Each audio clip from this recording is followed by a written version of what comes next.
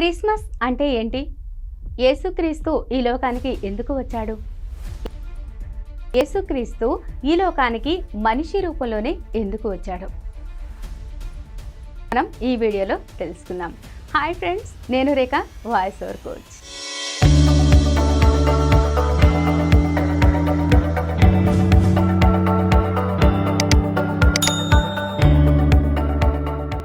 ముందుగా క్రైస్తవ సహోదరులందరికీ కూడా యేసుక్రీస్తు జన్మదిన శుభాకాంక్షలు.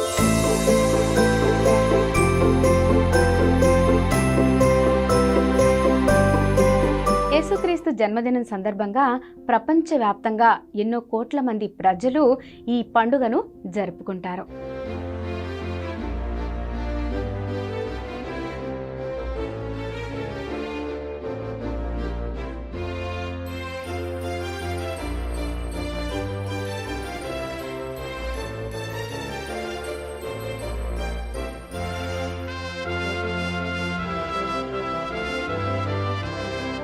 మరి యేసుక్రీస్తు ఈ లోకానికి ఎందుకు వచ్చాడు అంటే, బైబిల్ ప్రకారం యేసుక్రీస్తు ఈ లోకానికి అదృశ్య రూపంలో ఉన్న దేవుణ్ణి బయలుపరచడానికి వచ్చాడు.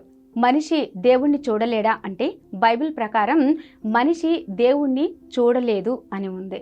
కాగా తన అద్వితీయ కుమారుడే ఆయనను బయలుపరచెను అని ఉంది.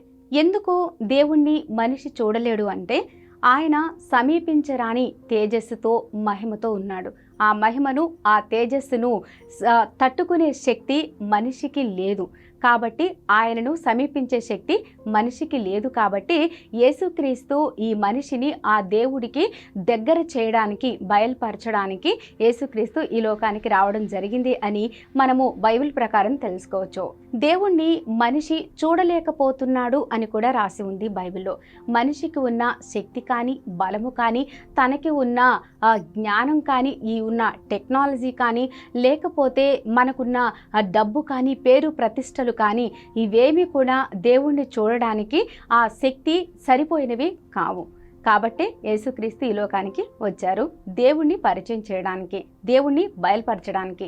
మరి దేవుణ్ణి చూడాలంటే మనకి ఉన్నది ఏకైక మార్గం ఒకటే, ఆయన మనిషి రూపంలో మనిషిగా వచ్చినప్పుడు మాత్రమే. మరి ఆయన అంత తగ్గించుకొని పశువుల పాకలో జన్మించడానికి గల కారణం ఏంటి అంటే, ఆయన ఒక సామాన్య మనిషిగా ఉన్నప్పుడు మాత్రమే ప్రతి ఒక్కళ్ళు కూడా ఆయనకు దగ్గరగా ఉండగలరు. అదే ఏదో పెద్ద రాజుగా, లేకపోతే ఏదో హై స్టేటస్ ఉన్న మనిషి మనకి ఈ లోకానికి వచ్చినట్లయితే సామాన్య మనుషులకు ఆ మనిషిని చేరడానికి మళ్ళీ మధ్యవర్తులు అవసరం అవుతారు. సో అందుకని ప్రతి ఒక్కరికి ఆయన అందుబాటులో ఉండాలి అన్న ఉద్దేశంతో తనని తాను తగ్గించుకొని ఆ పశువుల పాకలో పుట్టడం అనేది జరిగింది. ఇంకా యేసుక్రీస్తు లోకానికి రావడానికి మరొక కారణం, పాప పరిహారం జరగాలి. ఆ పాప పరిహారం జరగాలి అంటే ఒక పరిశుద్ధిని రక్తం అనేది చిందించబడాలి అని మనకి పాత నిబంధన గ్రంథం ధర్మశాస్త్రంలో ఉంది అని బైబిల్ చెప్తూ ఉంది. బైబిల్లో 2 గ్రంథాలు ఉంటాయి, పాత గ్రంథం, కొత్త నిబంధన గ్రంథం అని. పాత నిబంధన గ్రంథం అనేది యేసుక్రీస్తు రాకముందు జరిగింది. క్రొత్త నిబంధన గ్రంథం అనేది యేసుక్రీస్తు జన్మ నుంచి ఉండిందనమాట. దేవుడు ఆత్మస్వరూపి, ఆయన ఆత్మ రూపంలో ఉన్నాడు. ఆత్మకి మరి మాంసం కానీ, రక్తం కానీ, ఒక దేహం కానీ ఉండదు. మరి ఆయన రక్తం చిందించాలి అంటే మనిషి రూపం తప్పనిసరి. అందుకనే మనిషి రూపంలో ఆయన ఈ లోకంలోనికి రావడం జరిగింది. పాత నిబంధన గ్రంథంలో కూడా మనకి పశువులను బలిగా అర్పించేవారు. అంటే గొర్రెలను, మేకలను, కొంతమంది పావురాలను కూడా బలిగా అర్పించేవారు. ఇలా బలిగా అర్పించే ముఖ్య ఉద్దేశం ఏంటి అంటే, మనం ఈ మనిషి చేసిన పాపాలు ఆ జంతువు చిందించే రక్తము ద్వారా తుడిచివేయబడతాయి అని. కానీ అది శాశ్వత పరిష్కారంగా కనిపించడం లేదు. ఎందుకు అంటే, వాళ్ళు ఒకసారి గొర్రెను లేకపోతే మేకను ఒకసారి వధించిన తర్వాత మరలా ఆ పని చేయకుండా ఉంటారా అంటే లేదు. వాళ్ళు ఏంటంటే ఇయర్ అలా వాళ్ళ యొక్క ఉద్దేశాల ప్రకారం అలా బలి అర్పించుకుంటూ, ఆ ఫెస్టివల్స్కి వాళ్ళు బలి అర్పించుకుంటూ వెళ్తున్నారు. అంటే ఒక పశువుని బలి అర్పించడం వల్ల శాశ్వత పరిష్కారం అనేది దొరకలేదు. కాబట్టి మనిషి రూపంలో దేవుడు ఈ లోకానికి రావడం జరిగింది. ఆ రక్తం కూడా పరిశుద్ధిని రక్తం కావాలి. పరిశుద్ధిని రక్తం అంటే పాపం అనేది ఎరుగని పరిశుద్ధుని రక్తం కాబట్టే దేవుడు కన్యక గర్భంలో జన్మించడం జరిగింది. అయితే ఈ యోసేపుకి ప్రదానం చేయబడిన తర్వాత, అంటే ఇప్పటి రోజుల్లో మనం ఎంగేజ్మెంట్ అనుకోవచ్చు, ఎంగేజ్మెంట్ అయిపోయిన తర్వాత ఈమె గర్భం ధరిస్తుంది పరిశుద్ధాత్మ ద్వారా. అలా జరిగినప్పుడు యోసేపుకి ఈ విషయం తెలుస్తుంది.